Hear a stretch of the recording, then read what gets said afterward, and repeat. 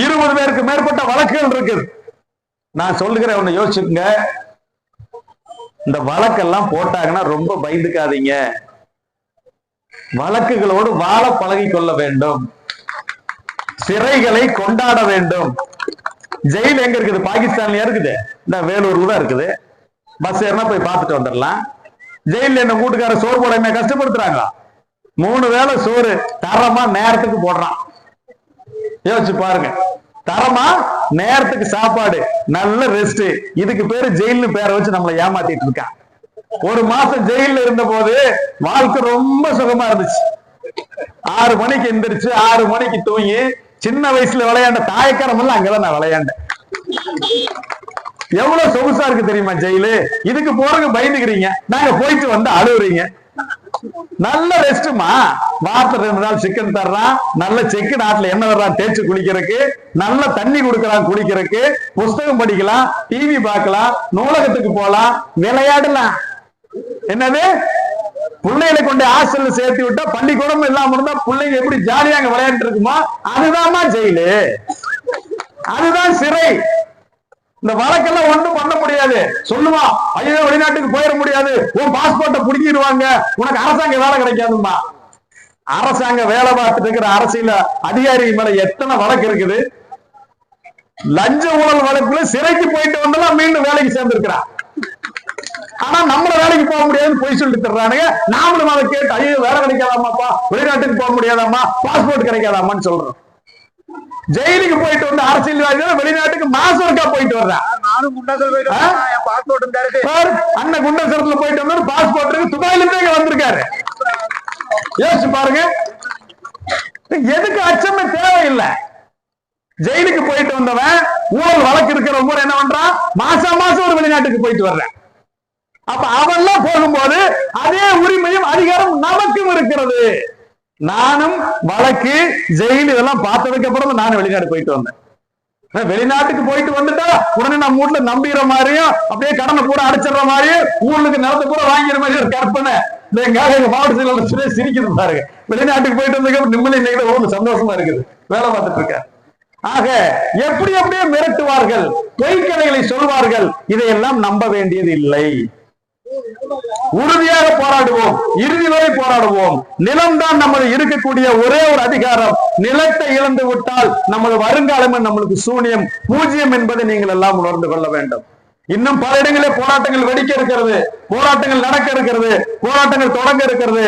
கண்டிப்பாக இந்த மேல்மா சிப்காட் மட்டுமல்ல, அண்ணன் பால் அவர்கள் எல்லாம் பாத்தீங்கன்னா வளையப்பட்டில் தொடர்ச்சியாக போராட்டங்கள் நடத்தி கொண்டிருக்கிறார்.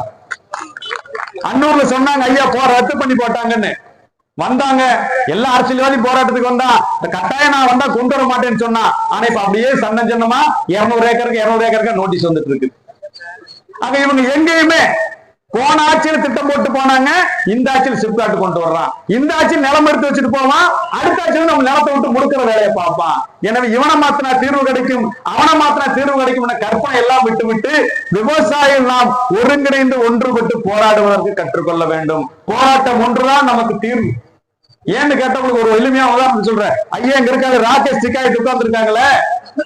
இந்திய அரசாங்கம் விவசாய விரோத சட்டத்தை கொண்டு வந்த போது 372 நாட்கள் வீட்டுக்கே போகல. எவ்வளவு நேரம் வீட்டுக்கே போகல. டெல்லியில இருந்து சும்மா 300 கிலோமீட்டர் தான் ஒரு வீடு. அவர் ஊருக்கு நாங்க போயிருக்கிறோம். 20 லட்சம் விவசாயிகள் மாநாடு போட்டிருக்காங்க. இந்தியாவோட மிகப்பெரிய விவசாய மாநாடு அங்கதான் நடந்துச்சு. நாங்கள் மேடையில் இருக்கிறோம். 10 கிலோமீட்டருக்கு ஊரே ஜாமாய் கிடக்குது. யோசிச்சு பாருங்க, 20 லட்சம் விவசாயிகள் 10 கிலோமீட்டருக்கு ஊரே ஜாமாய் கிடக்குது. வந்த விவசாயிகளுக்கு எல்லா வீட்லயும் சாப்பாடு, தங்குமிடம். ஐயாவுக்கு அதே ஊர்ல சொந்த வீடு இருக்கு. நேரா டெல்லியில இருந்து வந்தாரு, மேடைக்கு வந்தாரு, பேசினாரு, மீண்டும் டெல்லிக்கே போயிட்டாரு. அவர் வீட்டுக்கு போகவே இல்லை. என்னைக்கு சட்டத்தை இந்த அரசு திரும்ப பெற்றதோ அன்னைக்கு தான் அடுத்த நாள் தான் ஐயா வீட்டுக்கே போனார். இதெல்லாம் இந்த கூட்டம் எல்லாம் அவர் சங்கத்துல மாவட்ட செயலாளர்கள் கூட்டம் இந்த செய்தி நடக்கும். இவ்வளவு பெரிய கூட்டம் என்ன நடக்கும்? மாவட்ட செயலாளர் கூட்டமே இவ்வளவு பெருசு நடக்கும். அவர் கூட்டத்துக்கு வர்றதுக்கு தேதி கொடுத்தாருன்னா வட இந்தியாவில குறைஞ்சபட்சம் 5000 பேர் நிற்பான். ஒரு மாசம் தேதி கொடுத்து நிறத்தாங்கன்னா 50,000 பேர் வந்து நிற்பாங்க. ஐயாக்கு வரைக்கும் போற குள்ளாவா தெரியும், தலப்பாகையே தெரியும். இதே மாதிரி தலப்பாக எல்லாரும் உட்கார்ந்து இருப்பாங்க. ஆனால் தமிழ்நாட்டுக்கு ஏன் வர்றார்? 50 பேர் வச்சுட்டு கூப்பிட்டால் வருவார், 500 பேர் வச்சுட்டு ஏன் வருகிறார் என்றால் இந்த விவசாயிகள். ஏன்னா தமிழ்நாட்டில் தான் முதலிலே ஐயா உழவர் பெருந்தலைவர் நாராயணசாமி நாயுடு அவர்கள் தலைமையிலே விவசாய இயக்கம் தொடங்கப்பட்டது.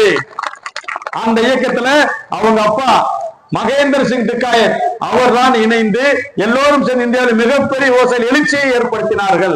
அந்த நன்றி மறவாமல் தான் தமிழ்நாட்டுக்கு ஒவ்வொரு முறை நம்ம கேட்கும் போதெல்லாம் தேடி விட்டு வந்துட்டு இருக்கிறார். நம்ம ஐயா உழவர் பெருந்தலைவர் நாராயணசாமி நாயுடு அவர்களுக்கு உத்தரப்பிரதேசத்துல அவையூர்ல செலவு வச்சிருக்காங்க. நம்ம ஊர்ல செலவு வச்சிருக்கோமா? நம்ம ஊர்ல யாருக்கு வைக்கிறோம்? யோசிச்சு பாருங்க. நம்மால் குஷ்புக்கு மட்டும்தான் செலவு வைக்கல, எல்லாருக்கும் வச்சுட்டு அதுக்கு கோயில் வரை கட்டிட்டேன். ஆக அவர்கள் தந்தையார்லாம் வந்தார்னா 4 மாநிலங்கள் ஸ்தம்பிச்சு போகும். மத்திய அரசாங்கத்துக்கே தெரியாம 2 லட்சம் பேரை கொண்டு டெல்லி மாநகரத்துக்குள்ள குடியேற்றணும் ஒரே ராத்திரியில. யோசிச்சு பாருங்க, 2 லட்சம் பேரை ஒரே ராத்திரியில மாநகரத்துக்குள்ள குடியேற்றியவர். அப்பேற்பட்ட போராளி நமக்கு வந்திருக்கிறார். நமது போராட்டம் இனி இந்திய அளவிலே செல்ல இருக்கிறது. அந்த உத்தரவாதத்தை நம்மளுக்கு கொடுப்பதற்காக இங்க இருக்கிற அரசு நம்மளை ஒடுக்கினால் இந்திய அளவிலே விவசாயிகள் போராடுவதற்காகத்தான் அவரை அழைத்து வந்திருக்கிறோம் உங்கள் முன்பு சாட்சியாக காட்டுவதற்கு.